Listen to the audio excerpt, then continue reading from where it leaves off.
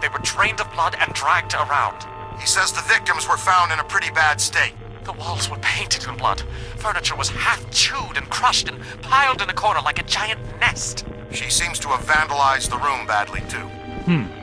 I don't want to be hung from a ceiling and drained of blood. I tell you this much, I do not want to be found in a bad state or vandalized. I think that sentiment is unanimous.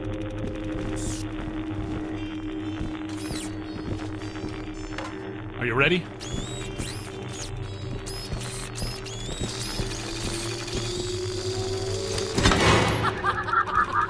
Ray, come in. Yeah.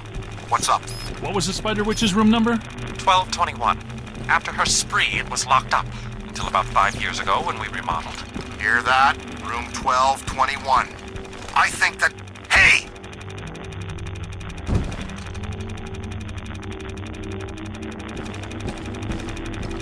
We need to go through here.